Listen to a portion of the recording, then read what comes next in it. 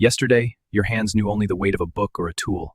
You had a future that belonged to you. Today, you hold a rifle. Your world has shrunk to the mud and the iron in your hands. Now, the uniform is stiff, and the boots do not fit. You are standing on ground that isn't yours. You are a soldier of the World War. Standing in the rain, you realize your name is now just a rank. Training is short. They teach you how to dig a foxhole in the mud while the officers watch. They show you how to use a bayonet. You practice killing straw men so you can kill real ones. But they do not tell you about the smell of gangrene. They hide the rot that waits in the damp boots. You are sent to the front before you even learn how to salute. The war does not wait for you to be ready.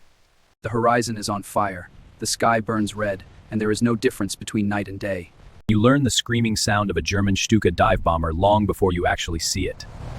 The ground shakes beneath you, the explosions rattle your bones and knock you off your feet. And suddenly, your entire world shrinks down to the cold, wet mud right in front of your face. The radio screams about glory and the master race. But out here, the Wehrmacht is just a wall of gray steel. You watch their tanks grind the earth beneath you. The propaganda lies, only the bullets tell the truth. Supply lines are cut, hunger becomes a physical pain. It turns into a dull ache. You boil leather straps for soup. You fight a rat for a crust of moldy bread. And eventually you forget what it feels like to be full. You march through the occupied towns. The city hall is ours! End the occupation now! Power to the people! The civilians look at you with hollow eyes. They know that a soldier, any soldier, means trouble. You keep your head down. To retreat is treason. You face the enemy machine guns in front of you. But you fear the political officer behind you just as much. To speak against the orders is death. You push into the enemy territory and find the camps.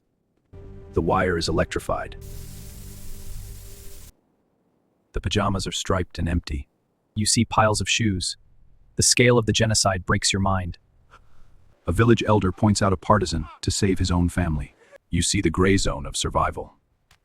A neighbor betrays a neighbor.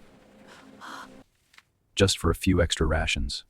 The forest is no longer just trees, it is a weapon that breathes in the dark. You are never truly alone here, the shadows are watching your every step. Trains are twisted like toys, derailed by ghosts who vanish into the white before the smoke even clears. You look for an army, but you find a village. The line between soldier and civilian has been erased. There is no front line. The front line is everywhere. You realize the terrifying truth. Age and gender no longer matter. Hate is their uniform. This is a war of every man, woman, and child. You walk into what was once a city. Now, it is just a skeleton of dust and silence. The map says this is a victory, but it looks like the end of the world. You look into their eyes and realize there is no distinction anymore. Soldier, civilian, mother, fighter, everyone wears the same face of defeat. The bombers didn't just destroy targets, they erased neighborhoods. History has been ground down into gravel and ash.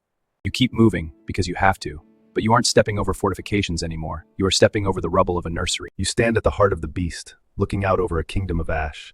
The city is dead. The empire that promised to last 1,000 years has crumbled into a pile of broken stone and twisted iron.